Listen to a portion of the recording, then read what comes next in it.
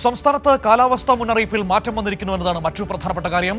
Yellow അലർട്ടിൽ നിന്ന് orange അലർട്ടിലേക്ക്, അതായത് കൂടുതൽ ശക്തമായ മഴയ്ക്കുള്ള സാധ്യതയാണ് ഇപ്പോൾ പ്രവചിക്കപ്പെടുന്നത്. 4 ജില്ലകളിൽ ഓറഞ്ച് അലർട്ട് പ്രഖ്യാപിച്ചിരിക്കുകയാണ്. കോഴിക്കോട്, വയനാട്, കണ്ണൂർ, കാസർഗോഡ് ജില്ലകളിലാണ് ഓറഞ്ച് അലർട്ട് ഉള്ളത്. സുലേഖ തിരുവനന്തപുരത്ത് നിന്ന് വാർത്തയുടെ വിവരങ്ങളുമായി ചേരുകയാണ്. സുലേഖ, സംസ്ഥാനത്ത് മഴ കൂടുതൽ ശക്തി പ്രാപിക്കും എന്ന മുന്നറിയിപ്പാണോ ഇപ്പോൾ പുതിയ കാലാവസ്ഥാ പ്രവചനത്തിൽ നമുക്ക് ലഭിച്ചിരിക്കുന്നത്?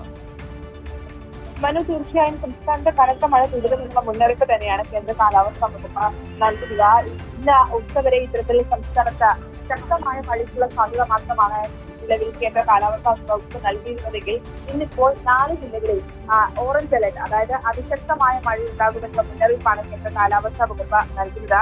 കോഴിക്കോട്, വയനാട്, കണ്ണൂർ, കാസർഗോഡ് ജില്ലകളിലാണ് ഇത്തരത്തിൽ ഓറഞ്ച് അലർട്ട് കാലാവസ്ഥാ വകുപ്പ് പ്രഖ്യാപിച്ചിട്ടുള്ളത്. അതോടൊപ്പം തന്നെ തിരുവനന്തപുരം മുതൽ മലപ്പുറം വരെയുള്ള മറ്റെല്ലാ ജില്ലകളിലും നിന്ന് യെല്ലോ അലർട്ട് കൂടി തുടരുന്ന സാഹചര്യമുണ്ട്.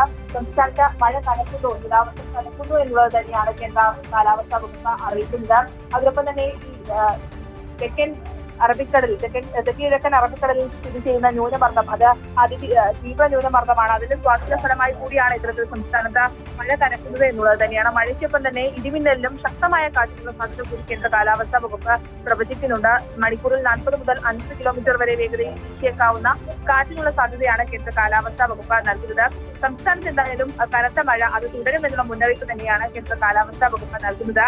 ഇന്ന് 4 ജില്ലകളിൽ ഓറഞ്ച് അലർട്ട് തുടരുന്നുണ്ട്. കോഴിക്കോട്, വയനാട്, കണ്ണൂർ, കാസർഗോഡ് ജില്ലകളിലാണ് നിലവിൽ ഇപ്പോൾ കേന്ദ്ര കാലാവസ്ഥാ വകുപ്പ് ഓറഞ്ച് അലർട്ട് പ്രഖ്യാപിച്ചിട്ടുള്ളത്. മറ്റെല്ലാ ജില്ലകളിലും ഇന്ന് യെല്ലോ അലർട്ടാണ്. ശരി, സുലേഖ തിരുവനന്തപുരത്ത് നിന്ന് വിവരങ്ങൾ നൽകിയത്.